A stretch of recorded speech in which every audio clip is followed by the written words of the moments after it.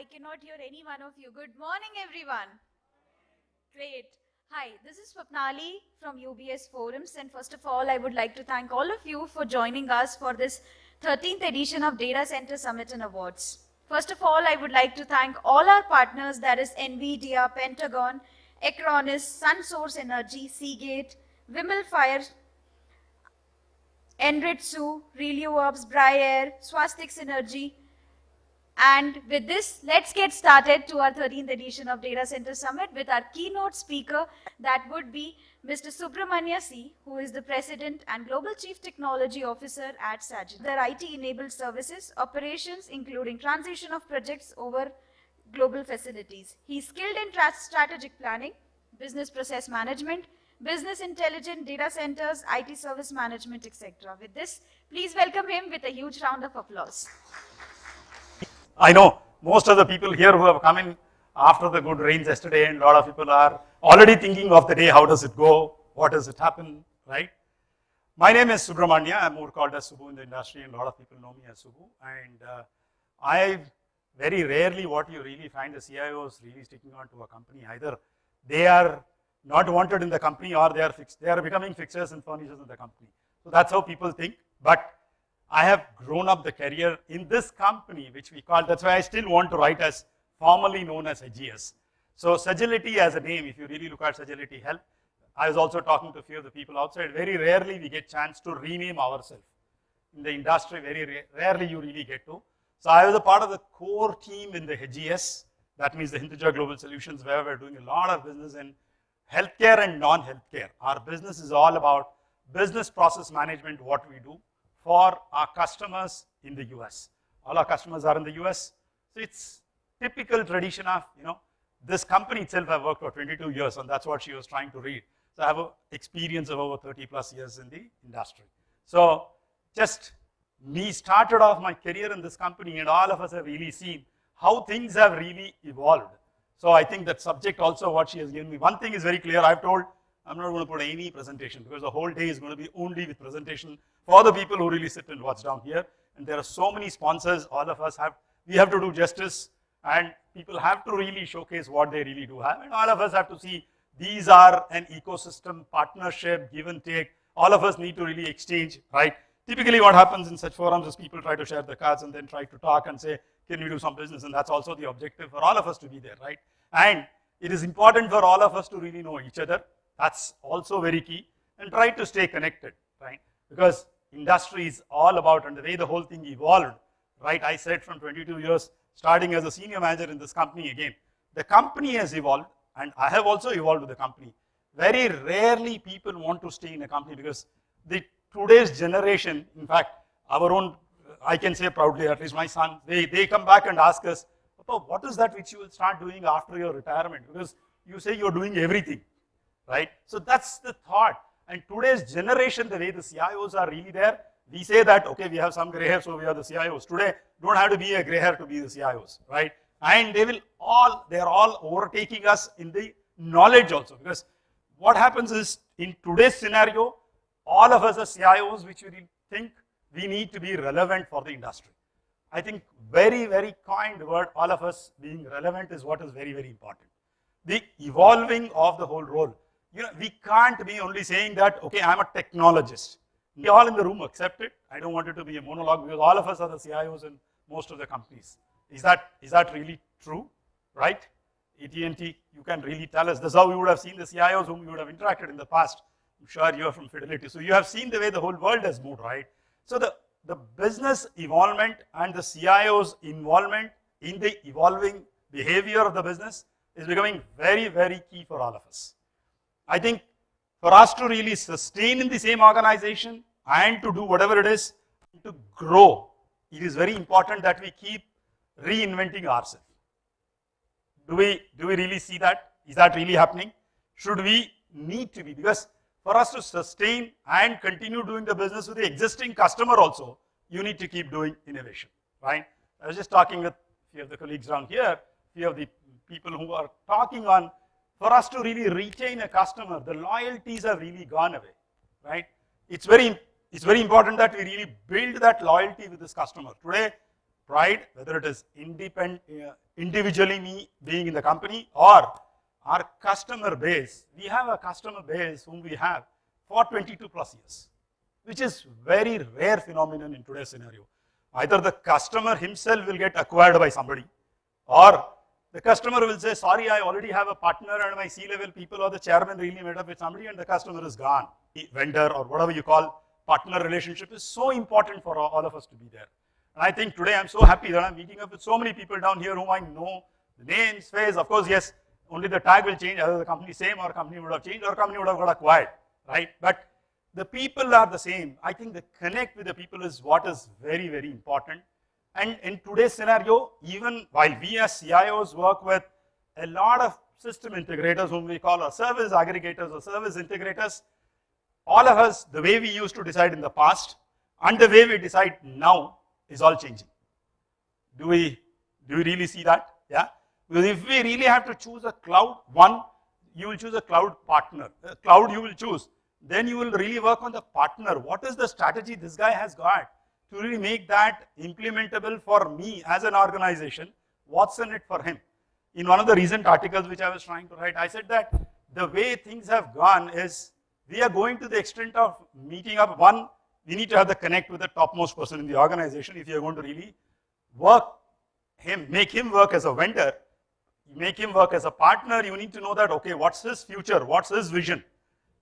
For you to be successful and for your cloud migration or cloud implementation to be successful, we need to know whether this guy has a vision, this guy has the right set of people, will he be able to sustain, or is this company going to be acquired by in another 3 years or 1 year, and if so, is he going to get acquired by the right people, or do I have the right connect, do I have the right contract? We see, gone are the days that we can go and say that, okay, I want to really have, your source codes need to be what they call escrow and whatnot. Those people will just not come into any of those. Those were the worlds in the past, right? In today's scenario, the way the people are really taking, okay, like I can give my own example. Like I'm just trying to see, like I said, 22 years I've been with the HGS. Now we have renamed ourselves as Facility Health. So what we have done, this is the right time for us. We are a startup with a $1.2 billion. That's the way it could be, right? We can really take it in that fashion. So time for us to rethink and see that what's that which we need to preserve. Do we need to preserve the same set of people? Do they have the right skills? Just right time for us to really relook at all the debts we can really do. Some things we may not be able to really exit out because these are something to do with the compliances and we need to continue to do. But whatever can be possible for us to really write off as the debt, it's better that we really relook at. And it's easy to say, tough to do, no doubt about it, because all of us are still employees, right? At least I can say very proudly that I am an employee of a company. If you have to really answer somebody or other. You have to have a board member, you'll have a CFO, you'll have a CEO, he'll have his own treasurer, he'll have his own P&L. Like my company, we have close to 27,000 plus people across the globe. Each of the geography heads will have his own strategies to really run for the geography, and we being the functional heads, we need to get aligned to the geographies. It is so much uncertain in each of it, right? See, today, all of us are really seeing the things changing, the US market, right? It's so difficult, and typically for us, we used to have a Jan to April to March, and that's the way the financial years used to be. And for us now, with the new avatar of the new company, the new PE taking over, we are on Jan to December. The pressure which used to be different in the HGS type of culture and the pressure here. All of us have seen different types of private equity. I'm sure all of you have dealt with so many people, right? So some of them will really say that, okay, I will invest for the future. Some will say you're almost in the end of the curve. So you need to really see how do you make yourself up to see that how do you really get sold to somebody else, right? So you need to be aligning yourself. Aligning, when I say it's not only to the business, aligning to the customer, aligning to the private equity people, aligning to the industry, aligning to the internal customers also. Imagine the requirement. As I was just walking down, I was seeing in India yesterday, we had huge amount of fiber cut. A lot of people in Bangalore, and I know a lot of business operations what we are running, had so much of challenges, right? You need to have your diversity built in. Without winking an eye, you need to really get all that within the cost which they are really trying to do. The pressure on the CIOs to really continue to perform, right, and reinvent, and be innovative to really get on is constantly there, right? And there is no simple or there is no one-line mantra for us to really think that, okay, let's start following this and we'll be able to really be successful. I have not really seen over the experiences of what I have really, it takes situations and context-based decisions which we need to do, right? All of us talk about, okay, multi-cloud will go, right? How easy is it to really exit out of a cloud? It is difficult. Once we have really, it's not that, okay, it's a decision you have made, you'll start migrating it out. At least one thing is very sure, the CIOs can be secured that next 2 years your job is guaranteed.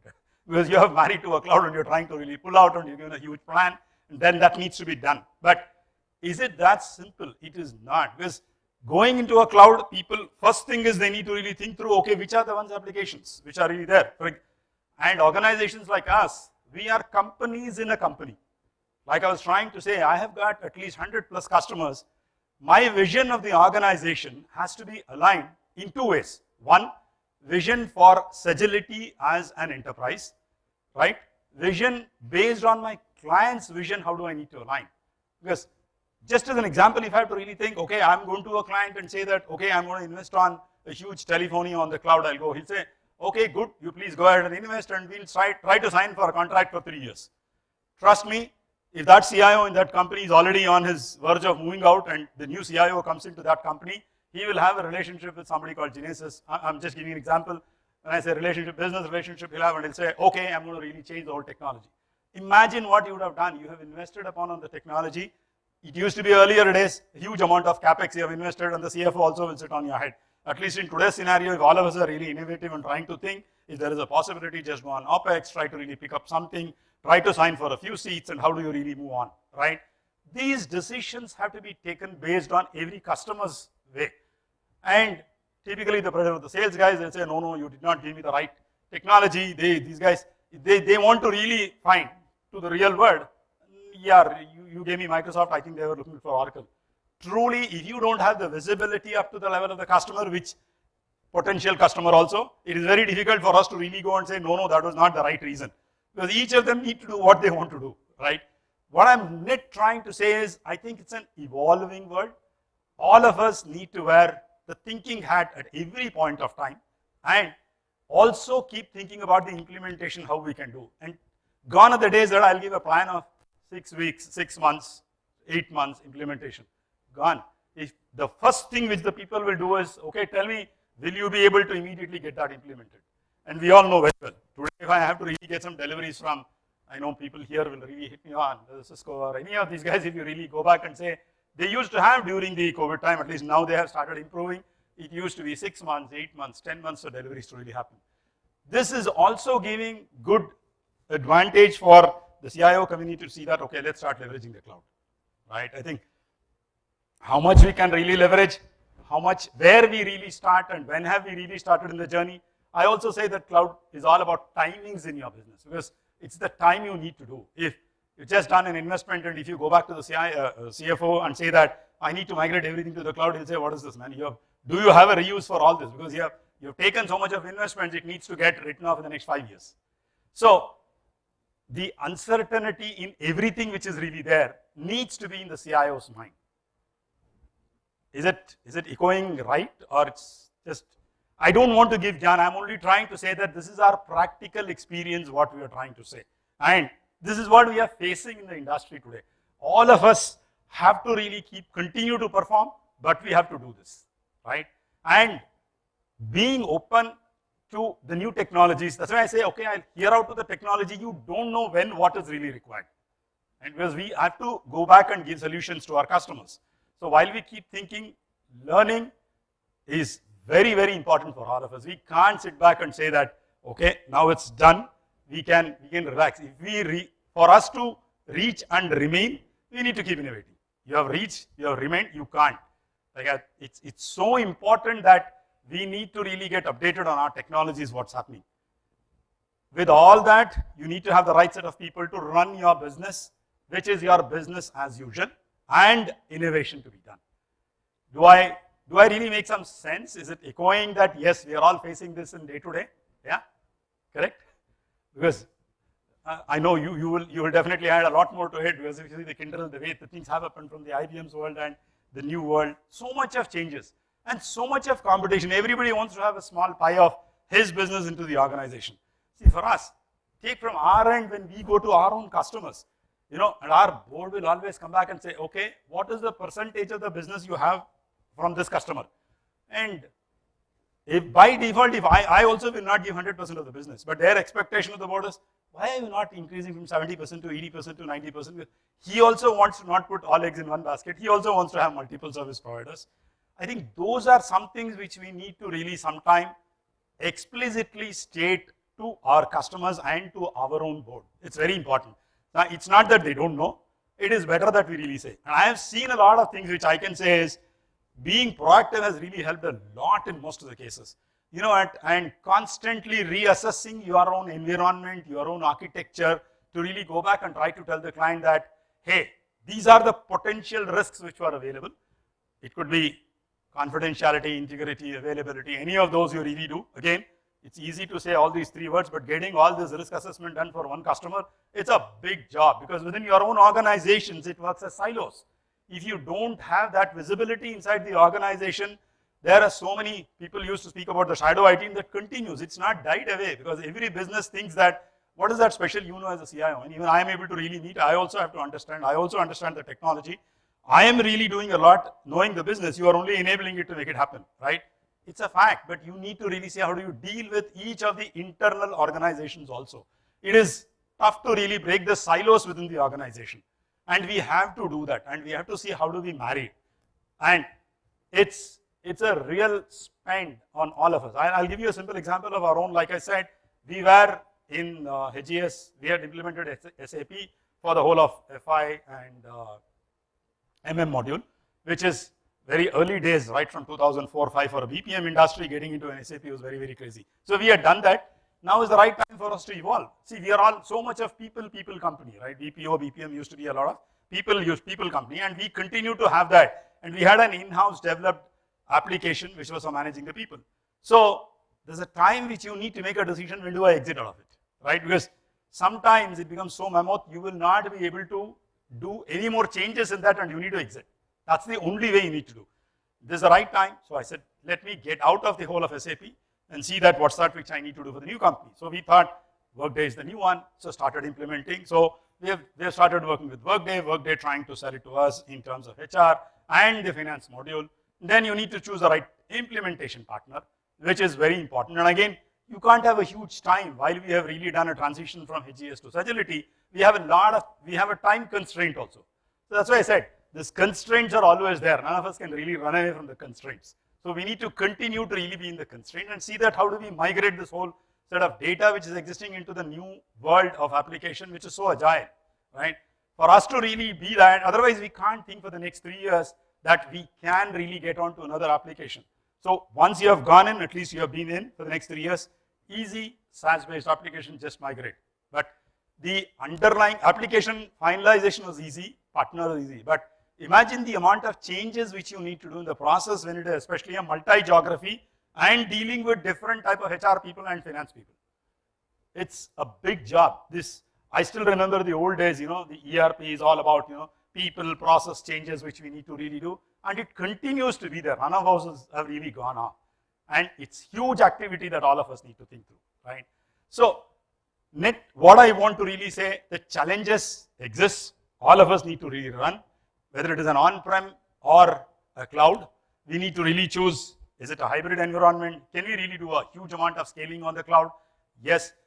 Do you have complete control? In some cases like ours, different industry have different challenges, right? So in my industry, because if my customers really want to choose a particular cloud, I need to really have that cloud, and I need to continue monitoring, managing that cloud if he wants me to manage, for us to really sustain and to be in the same place also. Because for our customers to really get the best of their delivery and the customers continuing to be with us, I think it's very, very important that we need to get on.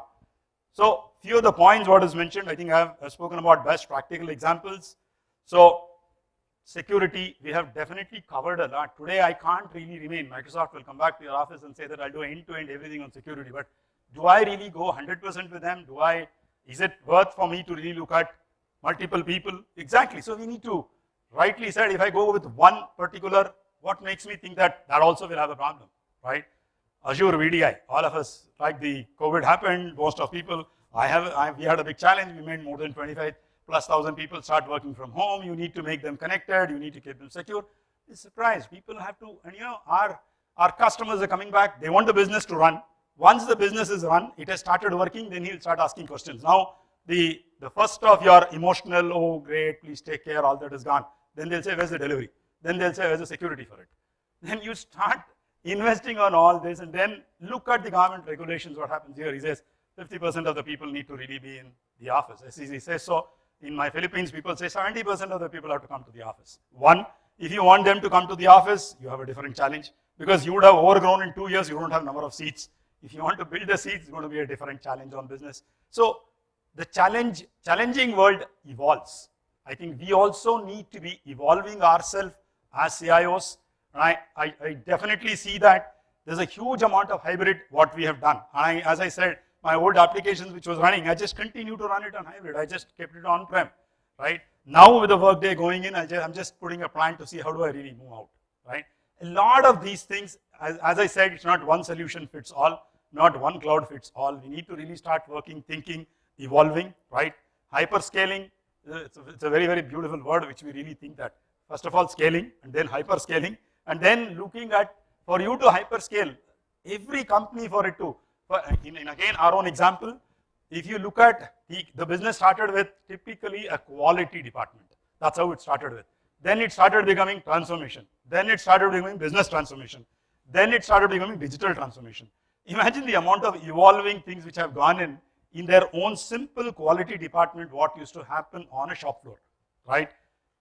All these require so much of change, and the alignment of the CIO for all this, right from the Uniphores of the world, or automation engineers of the world, or UI parts of the world, each of them will try to go to the top of the business transformation team. He'll say, this is possible.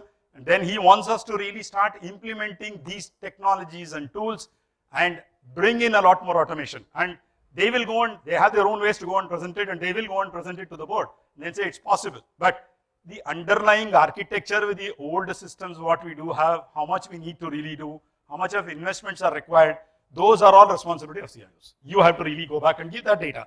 They will say, I want to implement this technology. So it's an evolving world. I only can say that from whatever my experiences I have seen for us, we have seen a huge amount of growth. Good, that growth is what is very important for all of us. But the alignment with the customers, organization, customers, technology is very, very important. I really leave, have I some more minutes? 2 minutes, okay? So I leave with some 3 key points which I have really thought through in my own career, what has really made. One, the passion, what we really do, which is very, very important on we as being the CIOs. And I always believe in one thing, there's no use in sitting inside and cribbing. If you are there, if you can make the change, otherwise just get out of it. So the passion to make something happen is very, very important for all of us. And I know it's nothing new, all of us know it very well, and you need to continue to have that. What's happening is in today's world, getting the work done from the people itself is becoming a challenge. Especially with people really working from home, they're trying to send, and if you start tracking them, they'll say, so you don't trust us, right? So it's so important that we continue to really do that, have the passion to deliver, passion to execute, passion on the areas what you want to really work. The second point which I thought is very important for all of us is, and what we have seen, and in my own career, is perseverance. For us to really make that happen, and this is, I always keep telling my team, not yesterday, last hour is history. If I really say that, okay, I did very well yesterday, what next? Companies are so much into the demanding world today. We need to start, okay, yesterday is gone, last hour is gone, what next? As I was telling you, yesterday there was a downtime, there was a connectivity, it's literally the fiber getting cut. They say, you could have already taken 3 fibers, why did you take only 1 fiber? You could have taken 3 connectivity. Okay, I'll take 3, can we really cost it? No, why do you want to do everything on one? Do it, don't factor it, go to your provider and try to tell him that he gives when you want. I think they are also in the world, they need to be business, right? They are not for CSR or charity, right? It's very important that we really have a perseverance within the organization, within the partner community, with the OEMs. You need to really have that. So it is very important. It's the second thing which I have really seen. For all this to happen, I think one thing is very clear, patience.